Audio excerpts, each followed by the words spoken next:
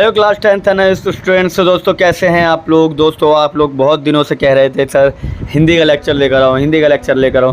तो फाइनली आप लोगों के लिए एक बड़ी सी वीडियो लेकर आया हूँ हिंदी के लिए, ठीक है। और इसमें जितने भी बहादुर चैप्टर से जितने भी क्वेश्चन हो सकते हैं हम उस पर डिस्कस करेंगे, ठीक है। और अगर आप लोगों को ये PDF चाहिए तो आप लोग हमारे कॉर्नर पे जो नंबर है उस पर व्हाट्सअप मैसेज करके भी ले सकते हैं और इसके अलावा ग्रुप ज्वाइन करके भी ले सकते हैं, ठीक है। चलिए तो स्टार्ट करते हैं फर्स्ट क्वेश्चन के साथ। और जिन भी बच्चों की SYC SST में आई है उनके लिए भी मैंने वीडियो डाल रखी है, बहुत सारी वीडियो डाली है। अगर आप चैनल पर नए हैं तो चैनल को सब्सक्राइब कीजिएगा, वीडियो को लाइक कीजिएगा और कमेंट कीजिएगा जिस भी चीज़ की आप लोगों को नीड है, ठीक है। पेड कोर्सेज भी हमारे यहाँ प्रोवाइड कराए जाते हैं और अगर आप लोग अगर पेड कोर्सेज में इंटरेस्टेड है तो आप लोग कॉर्नर में दिए हुए नंबर पर मैसेज कर सकते हैं, ठीक है। चलिए तो फर्स्ट क्वेश्चन हमारे सामने, बहादुर वाचक के घर से क्यों भाग गया। यानी बहादुर जो था वो वाचक के घर से क्यों भाग गया, वहाँ पे वाचक जो कैरेक्टर था उसके यहाँ से। तो आंसर है कि लेखक के घर में प्रारंभ में बहादुर का अच्छा से रखा गया था, ठीक है। यानी बहादुर को लेखक के घर में पहले तो अच्छा रखा गया था, मगर कुछ समय बाद पत्नी एवं पुत्र दोनों की उसकी पिटाई बात बात पर कर देते थे, ठीक है। पति पत्नी जो थे ना, पत्नी और पुत्र, ठीक है, दोनों जो थे ना उसकी पिटाई बात बात पे कर दिया करते थे। और बार बार प्रताड़ित होने से एवं मार खाने के कारण एक दिन अचानक बहादुर भाग गया, ठीक है। तो बहादुर क्यों भागा वो हम सबको पता है कि भाई लेखक जो था, लेखक के घर में प्रारंभ में बहादुर का अच्छा से रखा गया, उसको अच्छा व्यवहार किया गया, मगर बाद में क्या हुआ, कुछ समय बाद पत्नी और पुत्र दोनों ने, ठीक है, उसको तंग करना शुरू कर दिया, उसकी पिटाई करना शुरू कर दी। तो ऑब्वियस सी बात है, बार बार प्रताड़ित होने के बाद कोई भी व्यक्ति होगा तो घर में क्यों रहेगा, वो छोड़ के भाग जाएगा। तो अचानक से बहादुर भाग गया छोड़ के, ठीक है, अचानक से बहादुर भाग गया, ठीक है। सेकंड क्वेश्चन हमारे सामने कि सुबरन कलश सुरा भरा साधु निंदे सोई, ठीक है। इसके अंदर आपको भाव स्पष्ट करना है, पंक्ति में क्या कहना चाहता है। तो देखिए इसमें पंक्ति में कहा जाता है, इस पंक्ति में सिर्फ ऊंची जाति या ऊंचे कुल में जन्म लेने से कुछ नहीं होता, ठीक है। यानी कि सुबरन कलश सुरा भरा साधु निंदे सोई, ठीक है।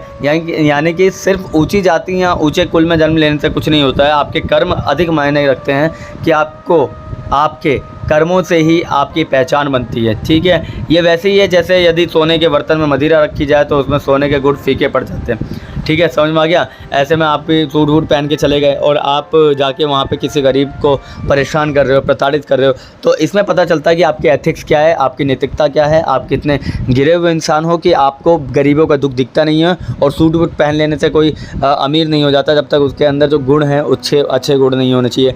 मतलब एक हेल्पफुल नहीं है इंसान तो फ़ायदा नहीं है उसके इंसान होने का, ठीक है, समझ में आ गया। चलिए तो थर्ड क्वेश्चन हमारे सामने, अभ्यास करने से मूर्ख व्यक्ति भी विद्वान हो जाता है, कवि वृंद ने इसे कैसे स्पष्ट किया, ठीक है। और या फिर अथवा में आ जाएगा कि करत करत अभ्यास ते जड़मती हो सुजान, ठीक है। कवि वृंद के इस दोहे में सुजान का क्या अर्थ है, तो दोनों तरीके से आ सकता है। ये मतलब ये मान लो बा लिखो, यहाँ पे लिख लो बा मतलब कि इन दोनों में से एक चीज़ आ जाएगी, ठीक है। तो इसमें आप बा कर सकते हैं, यानी बा बोले तो अथवा में ये दोनों क्वेश्चन आ जाएंगे। चलिए तो मैंने कहा करत करत अभ्यास से जड़मती हो सुजान का मतलब होता है कि कभी कहना चाह रहे हैं कि निरंतर अभ्यास करने से मूर्ख व्यक्ति भी बुद्धिमान बन जाता है। बिल्कुल उसी तरह जिस कुएँ से पानी खींचने के लिए लगाई रस्सी से कुएँ के पत्थर पर निशान पड़ जाते हैं, हमारे जीवन में उसके इस दोहे का बड़ा ही महत्व रहा है और ये दोहा बड़ा ही उपयोगी सिद्ध हुआ है, ठीक है, समझ में आ गया, करत करत अभ्यास। चलिए तो फोर्थ क्वेश्चन देखते हैं क्या है हमारे सामने। फोर्थ क्वेश्चन है कि पिछड़े देश और समाज भी हमसे आगे निकल गए हैं, आपके विचार से इसका क्या कारण हो सकता है।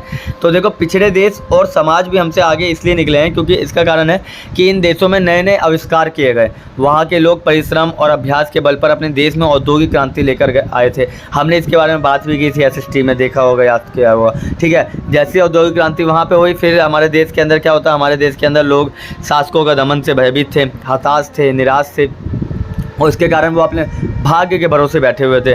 बदलते हुए समय के अनुसार उन्हें अपने आप को बदलना पड़ा, और नहीं बदलेंगे तो ऑब्वियस सी बात है, परिश्रम करते नहीं थे वो लोग और हर असफलता के लिए भाग्य को दोषी मानते थे। ठीक है, और इसीलिए हम देखते हैं कि हमारे विचार ये हैं कि देश जो है पिछड़ा इन्हीं कारणों से है, क्योंकि यहाँ पे हम देखते हैं कि वो अपने क्या है, अपने आप पे तो चेंजेस नहीं करते, बस समाज को चेंज करने में लगे रहते हैं लोग, और इसलिए लोग हमारे यहाँ डेवलप कम हैं। ठीक है, समझ में आ गया।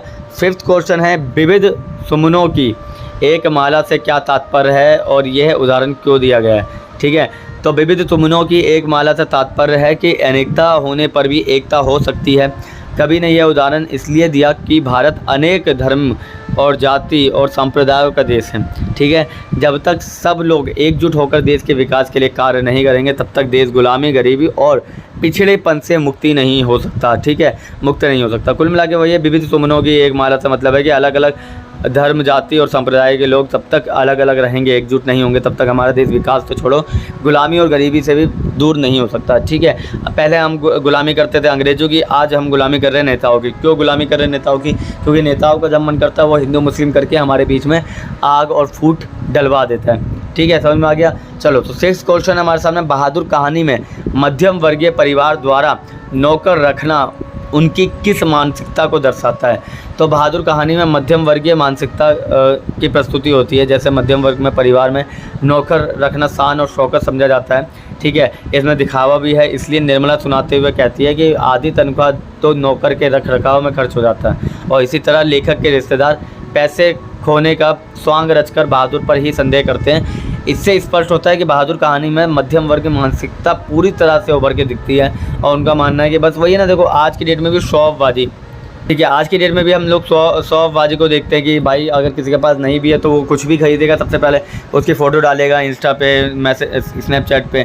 ठीक है, इसका मतलब क्या है? इसका मतलब ये है कि हम लोग शौकबाजी करना चाहते हैं, और शो ऑफ बाजी के कारण ही क्या होता है कि चीज़ें ख़राब होने लगती है। ठीक है, and the last question is, Bahadur कहानी के आधार पर बहादुर के चरित्र की 2 विशेषताएँ का उल्लेखित कीजिए। ठीक है, बहादुर कहानी के आधार पर हम बहादुर के 2 विशेषता की बात करते हैं। पहला तो है हंसमुख। हंसमुख बहादुर हर समय हंसता रहने वाला लड़का था। वह कैसी भी बात कहकर अपनी स्वाभाविक हंसी जरूर हंसता था, जो सामने देखने सुनने वालों के हृदय को झंकृत कर देती थी। पर वह सभी लोगों के प्रश्नों का उत्तर बड़े ही मीठे स्वर में हंसकर देता था। ईमानदार एवं सच्चा हृदय, गरीब होने के बावजूद भी बहादुर अत्यधिक ईमानदार बालक था। ठीक है, और उसके मन में कोई लालच नहीं है। घर में कई गिरे या पड़े पैसे अगर उसे मिलते भी थे, निर्मला के हाथों में रख दिया करता था। वह घर छोड़कर जाते समय भी अपना सामान तक नहीं ले जाती। ठीक है, और यहाँ तक कि देखो कि स्वाभिमानी और सहनशील बहादुर बड़ा ही सहनशील बालक है। वह घर के सारे काम करने के बावजूद भी निर्मला की डांट खाता रहा, और किशोर द्वारा भी कई बार बदतमीजी की जाती थी उसके साथ, जिसका वह थोड़ी देर में ही भूल जाता था और वह अपने काम पे दोबारा लग जाता था। और एक बार किशोर द्वारा उसके पिता से संबंधित गाली देने पर उसका स्वाभिमान जाग गया। वह किशोर का काम करने से इनकार कर देता है। ठीक है, तो 2 क्वेश्चन मतलब 2 पॉइंट पूछे थे कि इसके अंदर कौन कौन सा। पहला तो हंसमुख है और दूसरा सहनशील एवं स्वाभिमानी है। ठीक है, समझ में आ गया। ठीक है, तो ये PDF अगर आप लोगों को चाहिए तो आप लोग अगर आप लोगों को ये PDF चाहिए तो आप लोग मुझे मैसेज कर सकते हैं कॉर्नर पे दिए हुए, वहाँ पे मैं आप लोगों को PDF प्रोवाइड कर दूँगा।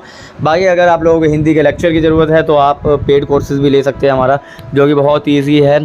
तो मैं तो कहूँगा कि आप सभी ले, क्योंकि इससे क्या होता है कि आप प्रॉपर एक परमानेंट क्लास लेते हैं जहाँ पर आपके डाउट सॉल्व होते हैं, जहाँ पर मैं आपसे 1 to 1 मिल पाता हूँ, जहाँ पे मैं आपको बहुत सारे नोट्स प्रोवाइड करता हूँ। ठीक है, चलिए, तो मिलते हैं किसी और वीडियो में, तब तक के लिए थैंक यू और धन्यवाद।